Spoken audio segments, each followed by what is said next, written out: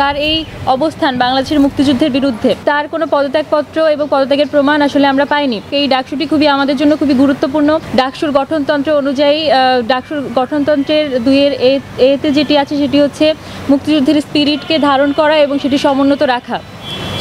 তো S M ফরহাদের বিরুদ্ধে প্রথম আলো এবং বিভিন্ন দৈনিক পত্রিকাতেও আসলে তার কর্মকাণ্ড সম্পর্কে এসেছে যে বাংলাদেশ ছাত্র শিবির কর্তৃক টিএসসিতে যে রাজাকারের ছবি প্রদর্শনীর ব্যবস্থা করা হয়েছিল এবং তাদেরকে জাতীয় বীর হিসেবে আসলে সম্মানিত করার যে প্রচেষ্টাটি ছিল সেটি আসলে এই ডাকসুর এই মূল উদ্দেশ্য এবং লক্ষ্যর সাথে সরাসরি বিরোধিতা করে। এবং এস এম ফরহাদ তিনি আসলে বাংলাদেশ ছাত্র শিবিরের জিএস হিসেবে এখন পদে আছেন।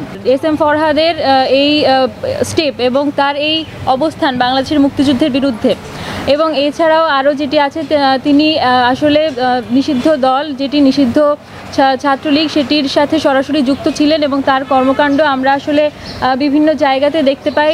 তিনি তার যে ইনস্টিটিউট যেখানে তিনি পড়াশোনা করছেন সেটির ছাত্রলীগের যেই কমিটি ছিল সেখানে আসলে তিনি ছিলেন এবং খুবই অ্যাক্টিভলি পার্টিসিপেট করছিলেন এবং তার কোনো পদত্যাগপত্র এবং পদত্যাগের প্রমাণ আসলে আমরা পাইনি।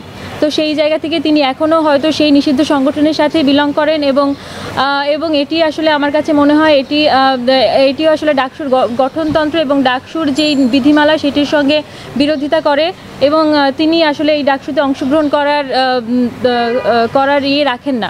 এই দুটি মূল বক্তব্যের উপর ভিত্তি করেই আমার রিটটি করা হয়েছে। আর গতকাল যে প্রশ্নটি করেছিলেন সেটির উত্তর দেওয়া হয়নি, সেটি হচ্ছে যে কেন এই শেষ সময় এসে আমি এই কাজটি করলাম বা এই রিটটি করলাম, এটি কি আসলে নির্বাচন বানচাল করার কোনো পরিকল্পনা কিনা। আমি পরিষ্কার করে বলতে চাই যে না, ডাকসুটি হোক, এই ডাকসুটি খুবই আমাদের জন্য খুবই গুরুত্বপূর্ণ।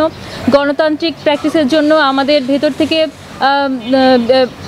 থেকে মুক্ত চিন্তা, অসাম্প্রদায়িক এবং গণতান্ত্রিক নেতৃত্ব তৈরি হওয়ার জন্য আমার মনে হয় এই ডাকসুটি খুবই দরকারি এবং এই ডাকসু নির্বাচন বানচাল করার জন্য এটি করা হয়নি এবং সম্পূর্ণ এই দুটি পয়েন্টের উপর ভিত্তি করে আমার রিটটি করা হয়েছে। দেশে দেশে সবার সাথে দ্য নিউজ।